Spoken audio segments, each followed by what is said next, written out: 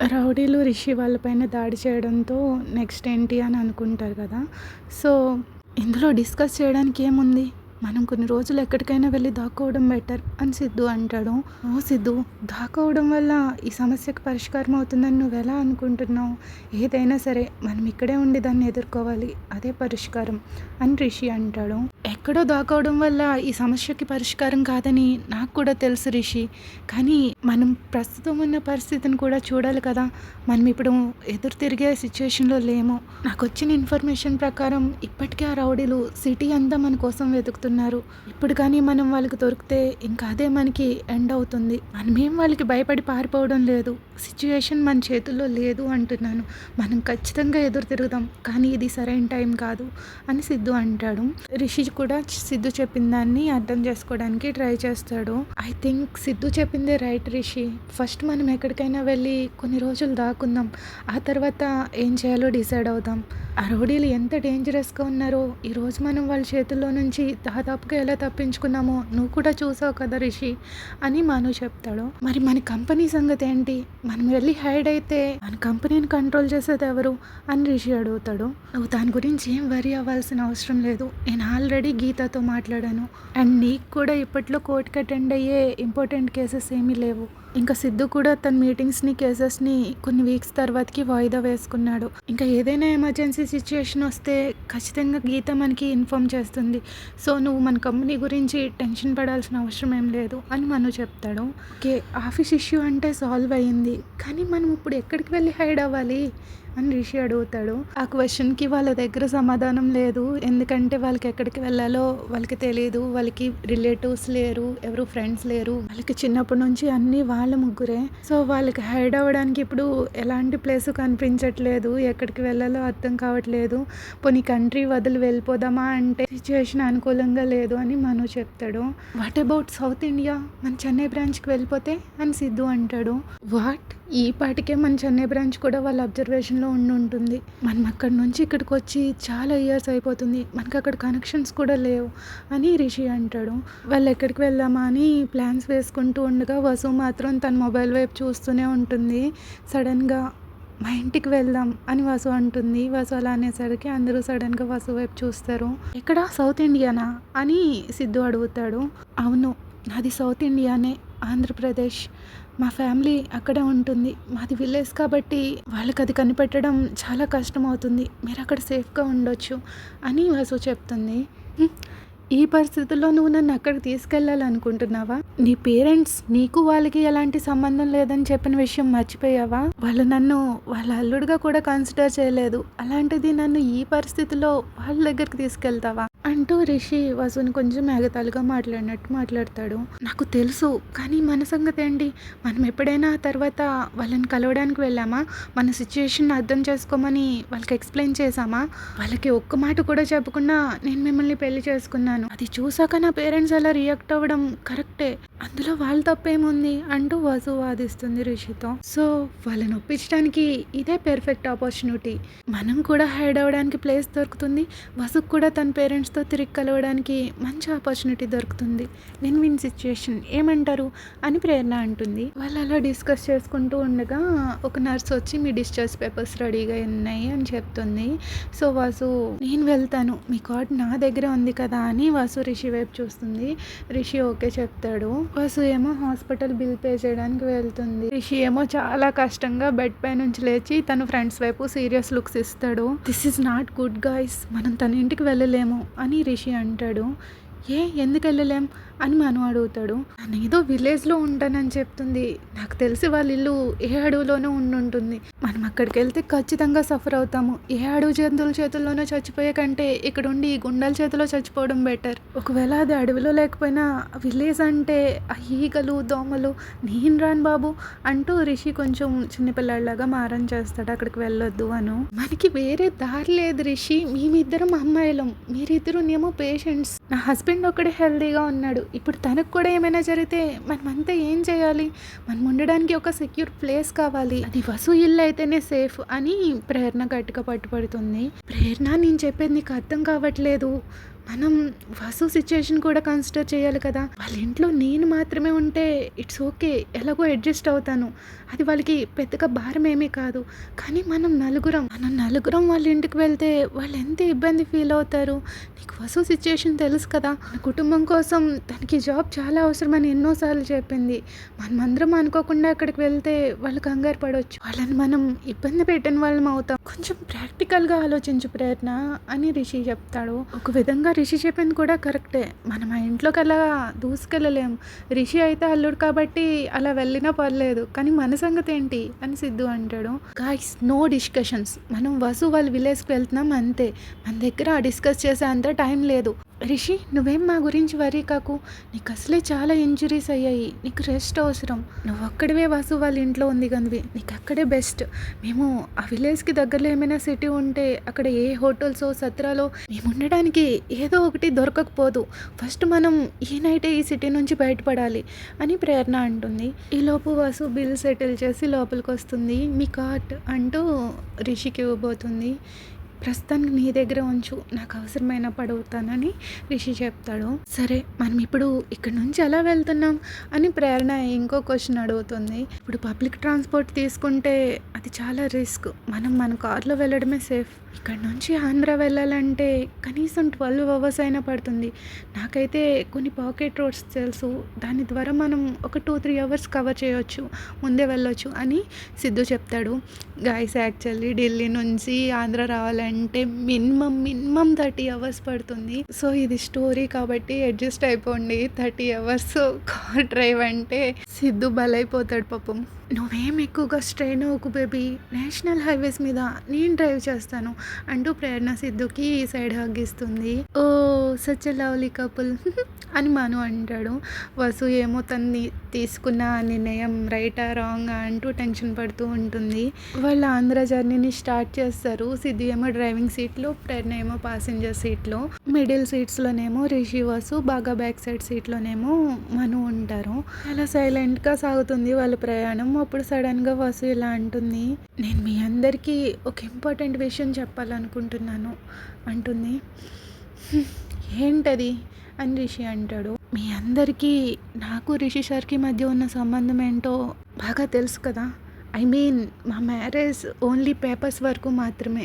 దీని గురించి ఏమీ నా ఫ్యామిలీకి తెలియదు. కాబట్టి మాది కాంట్రాక్ట్ మ్యారేజ్ అనేసి వాళ్ళకి తెలియకూడదని నేను అనుకుంటున్నా. రిషి సార్, ప్లీజ్ నా ఫ్యామిలీ ముందు కొంచెం నాకు రియల్ హస్బెండ్ లాగా ఉండండి. కొన్ని రోజులే ప్లీజ్. దయచేసి మీరు నాకు నిజమైన భర్తగా ఉండండి. మన మ్యారేజ్ గురించి వాళ్ళతో నిజం చెప్పి మళ్ళీ వాళ్ళని బాధ పెట్టకూడదని నేను కోరుకుంటున్నాను. ఆ టైంలో నా పేరెంట్స్ కోపంగా ఉన్నప్పటికీ నేను హ్యాపీగా ఉండడం చూస్తే వాళ్ళు ఖచ్చితంగా మనల్ని యాక్సెప్ట్ చేస్తారని నాకు తెలుసు. కానీ ఇదంతా ఫేక్ మ్యారేజ్ అని తెలిస్తే వాళ్ళు మళ్ళీ మొదటికి వస్తారు, ఇంకా బాధపడతారు అని వసు చెప్తుంది. నువ్వు ఇంకేం చెప్పాల్సిన అవసరం లేదు, నాకంతా అర్థమైంది. ఈ సిచ్యుయేషన్కి కారణం నేనే కాబట్టి రెస్పాన్సిబిలిటీ కూడా నాదే అని రిషి అంటాడు. మీరిద్దరూ మా గురించి ఏం వరీ అవ్వకండి. మా పాత్రలు పోషించడంలో మేము నిజంగానే మంచి వాళ్ళం అని మను అంటాడు బ్యాక్ సైడ్ నుంచి. సో అలా వాళ్ళు నిద్రపోతూ ఉంటారు. ప్రేరణ కూడా నిద్రపోతుంది. సిద్ధు ఒకడే అలా డ్రైవ్ చేసుకుంటూ వస్తాడు. మార్నింగ్ 7 అవుతుంది. వాళ్ళు అప్పటికే చాలా స్టేట్స్ దాటి వచ్చేస్తారు. సన్లైట్ వాళ్ళ కళ్ళ మీద పడవడంతో అప్పుడే రిషి కళ్ళు తెరుస్తాడు. ఇప్పుడు మనం ఎక్కడున్నామని రిషి బద్ధకంగా అడుగుతాడు. ఆల్రెడీ ఆంధ్ర బోర్డర్లోకి ఎంటర్ అయిపోయాం. ప్రజెంట్ విజయవాడ దగ్గర ఉన్నాం. వసు, మీది ఈస్ట్ గోదావరి అన్నావు కదా, ఎక్కడ? సిద్ధు నావిగేటర్లో మ్యాప్ చూస్తూ ఉంటాడు. ఇక్కడ నుంచి ఇంకొక 2 అవర్స్లో మా విలేజ్ వెళ్ళిపోతాం సిద్ధు సార్. నేను రాజమండ్రి వెళ్ళాక అక్కడ నుంచి ఇంకొక 25 కిలోమీటర్స్ ఉంటుంది అంతే. మనం ముందుకు వెళ్ళే కొద్దీ రెస్ట్ హౌసెస్ కోసం చూస్తే లాంగ్ రూట్ అయిపోతుంది. సో మనం ఇక్కడే ఫ్రెష్ అయిపోదాం ఫస్ట్ అని వసు చెప్తుంది. రిషి విండో సైడ్ చూస్తూ, నాకు ఫస్ట్ నుంచి తెలుసు నువ్వు మమ్మల్ని వేరే గ్రహానికి ఎక్కడికో తీసుకెళ్తున్నావని అని కొనుక్కుంటే మను బ్యాక్ సైడ్ నుంచి తలపైన ఒకటి ఇస్తాడు, మాట్లాడికి ఇంకా ఆపన్నట్టు. సిద్ధు ఒక రెస్టారెంట్ ముందు ఆపుతాడు. సో వాళ్ళంతా ఫ్రెష్ అయ్యి బ్రేక్ఫాస్ట్ ఫినిష్ చేస్తారు. తర్వాత సిద్ధు మళ్ళీ కార్ స్టార్ట్ చేయగా రిషి ఒక ఏటీఎం ముందర ఆపమని వెళ్ళి ఏటీఎంకి వెళ్ళి కొంచెం మనీని డ్రా చేసి తీసుకొస్తాడు. రిషి హ్యాండ్లో మనీ చూసి వసు షాక్ అవుతుంది. మీరు ఇంత మనీ ఎందుకు డ్రా చేశారు అని అడుగుతుంది. మనం వేరే ప్లేస్కి వెళ్తున్నప్పుడు మన చేతిలో మనీ ఉండడం అవసరం. ఎప్పుడు ఏ అవసరం వస్తుందో మనకి తెలియదు కదా. అందులోనూ మనం ఉండబోయేది ఒక విలేజ్లో కాబట్టి మనకి ఎప్పుడు కావాలితే అప్పుడు మనీ డ్రా చేసుకోవడానికి అక్కడ ఏటీఎంస్ ఉండవు కదా. సో కొంచెం సేఫ్టీ కోసం డ్రా చేసా అంటూ రిషి మనీని బ్యాగ్లో పెట్టి కొంచెమేమో వాలెట్లో పెట్టుకుంటాడు. గైస్ మీకు అర్థమైంది కదా రిషి ఎందుకు అంత మనీ డ్రా చేశాడో. సో సిద్ధు అలా కంటిన్యూస్గా డ్రైవ్ చేయడంతో కొద్దిసేపు వాళ్ళు అలాగే రెస్ట్ తీసుకుని మళ్ళీ స్టార్ట్ అవుతారు. వాళ్ళు రాజమండ్రి వెళ్ళేసరికి 1 అయిపోతుంది ఆఫ్టర్నూన్. వసు వాళ్ళ విలేజ్ వెళ్ళే దారిలో రోడ్స్ కొంచెం ఎత్తుపల్లాలుగా ఉంటాయి. ఆ కుదుపులకి మనకు ఆల్రెడీ 2 times వామిటింగ్స్ అయిపోతాయి. రిషికి కూడా లోపల నరాలన్నీ చెదిరిపోతున్నట్టు ఏదేదో అయిపోతూ ఉంటుంది. కానీ ముందుకి పైకి చూపించకుండా అలా బాగానే ఉన్నట్టు తన వంతు ప్రయత్నం తను చేస్తాడనమాట. బాగానే ఉన్నట్టు కనిపిస్తాడు. ఇక్కడ నుంచి లెఫ్ట్ తీసుకోండి అని వసు చెప్తుంది. ఆ తర్వాత లెఫ్ట్ రైట్ అని వసు చెప్తూ ఉంటుంది. ఏంటి వసు ఇది గంట నుంచి లెఫ్ట్ రైట్ అంటూ స్టీరింగ్ వీల్తో ఆడుకుంటున్నావా ఏంటి? అసలు గూగుల్ మ్యాప్లో కూడా కనిపించినంతగా మీ సోకాల్ డోర్ ఎక్కడుంది అని రిషి కొంచెం అడుగుతాడు చిరాకు పడుతున్నట్టు. ఇంకా కొంచెం దూరమే రిషి సార్, ఇక్కడ నుంచి ఒక 2 turns తిరిగితే మనం మా ఇంటికి వెళ్ళిపోవచ్చు అని వసు చెప్తుంది. సిద్ధు అలాగ ముందుకి డ్రైవ్ చేస్తూనే ఉంటాడు. వసు అన్న 2 turns ఇంకా రావు. రిషి ఏమో వసు వైపు కొంచెం సీరియస్గా చూస్తాడు రియల్లీ అన్నట్టు. వసు నీకు నిజంగా మీ ఇంటికి వెళ్ళడానికి రూట్ తెలుసా అని మను వెనక నుంచి నీరసంగా అడుగుతాడు. ప్రేరణ ఏమో విండోస్లోంచి బయటకు చూసి వావ్ ఈ ప్లేస్ చాలా అందంగా ఉంది, చూడండి 2 పక్కల ఎంత గ్రీన్గా ఉందో, ఐ థింక్ ఇక్కడ వ్యవసాయమే మెయిన్ జాబ్ అనుకుంటా, ఏంటి వసు అని ప్రేరణ అడుగుతుంది. నా పేరెంట్స్ కూడా ఇక్కడ ఫార్మింగ్ చేస్తారు అని వసు చెప్తుంది. ఓ అమ్మాయి మీ ఇల్లు అసలు ఎక్కడుంది? నిన్ను డైరెక్ట్గా ఒక విషయం అడుగుతాను చెప్పు, నీకు నిజంగా ఇల్లు ఉందా? నీకు ఇల్లు లేదు కదా అని రిషి వసు వైపు చూస్తూ అడుగుతాడు. రిషి అలాంటి క్వశ్చన్ అడిగేసరికి వసుకి కొంచెం సఫికేటింగ్గా అనిపిస్తుంది. తన దగ్గర ఎలాంటి సమాధానం లేదు. అలా అదే రోడ్ మీద కొన్ని కిలోమీటర్స్ వెళ్ళేసరికి ఒక విలేజ్ వస్తుంది. చూడ్డానికి అది విలేజ్లా ఉండదు. అప్పటి వరకు వాళ్ళు వచ్చిన రూట్కి అక్కడికి అసలు సంబంధం ఉండదు. ఆ విలేజ్ ఒక టౌన్ లాగా ఉంటుంది. చాలా రద్దీగా రష్గా ఉంటుంది. జనాలు ఎక్కడికక్కడ తిరుగుతూ ఉంటారు, చాలా బిజినెసెస్ చేస్తూ ఉంటారు. అక్కడ ఒక జనరల్ హాస్పిటల్ ఉంటుంది, బ్యాంక్ ఉంటుంది, స్కూల్ ఉంటుంది, ఇంకా స్మాల్ స్ట్రీట్ షాపింగ్స్ ఉంటాయి. అన్నీ లేదన్నదంటూ ఏమీ ఉండదు, అన్నీ దొరుకుతాయి ఆ విలేజ్లో. సిద్ధు స్టాప్ ద కార్ అని రిషి సీరియస్గా అంటాడు. అనేసరికి సిద్ధు వెంటనే కార్ ఆఫ్ చేస్తాడు. వసు నిజం చెప్పు, నీ ఇల్లు ఎక్కడా అని సీరియస్గా అడుగుతాడు. ఆ సీరియస్నెస్ రిషి ఎంత ఫ్రస్ట్రేటెడ్ ఫీల్ అవుతున్నాడో అర్థమవుతుంది అందరికీ. 2 turns తిరిగితే మీ ఇల్లు వస్తుందని చెప్పు, నాకు ఇంకా 2 turns ఎక్కడ కనిపించట్లేదు అని రిషి అంటాడు. నేనేం చేయను రిషి సార్, ఒక్కొక్క టర్న్ 3 kilometers ఉంటుంది అని వసు అమాయకంగా చెప్పేసరికి సిద్ధుకి నవ్వాగదు. అలా అడ్డంగా ఒప్పుకొని సిద్ధు మళ్ళీ కార్ డ్రైవ్ స్టార్ట్ చేస్తాడు. మను ఏమో రిషిని కూల్ చేయడానికి ట్రై చేస్తూ ఉంటాడు. ఫైనల్లీ వసు చెప్పిన 2 turns దాటుతారు. కారు ఒక పెద్ద గేట్ ద్వారంగా లోపలికి వెళ్తూ ఉంటుంది. అక్కడ నుంచి రోడ్డు చాలా స్మూత్గా ఉంటుంది. రోడ్కి 2 sides కూడా పూల తోటలతో చాలా బ్యూటిఫుల్గా కనిపిస్తుంది గార్డెన్. మనం వచ్చేసామంటూ వసు ఎగ్జైటెడ్గా విండోలో నుంచి బయటకు చూస్తూ చాలా హ్యాపీగా చెప్తుంది. ప్రేరణ ఎదుర్కొంటూ ఉన్న ఒక పెద్ద ప్యాలెస్ని చూసి ఓ గాడ్ అని అలానే ఉండిపోతుంది. సిద్ధు కొంచెం దూరం వెళ్ళాక ఎదుర్కొంటూ ఉన్న ప్యాలెస్ ముందు బ్రేక్ వేసి ఆపుతారు. అందరూ కార్ నుంచి బయటకు దిగుతారు. మనో దిగిన వెంటనే 360 degrees తిరిగి వావ్ అంటూ ఉంటాడు చుట్టూ ఉన్నదంతా చూసి. రిషి కూడా చుట్టూ ఉన్న బ్యూటీని, ఆ గార్డెన్ని, మొత్తం అంతా ఆ బిల్డింగ్ని, ఆ ప్యాలెస్ని మొత్తం చూసి తను కూడా ఎంజాయ్ చేస్తాడు ఆ బ్యూటీని చూసి. సో యు ఆర్ రిచ్ అంటూ వెనక్కి తిరిగి వసు వైపు చూస్తాడు. నేను రిచ్ కాదు, మా తాతయ్య గారు, రండి లోపలికి వెళ్దామని అందరినీ తనతో పాటు రమ్మంటుంది.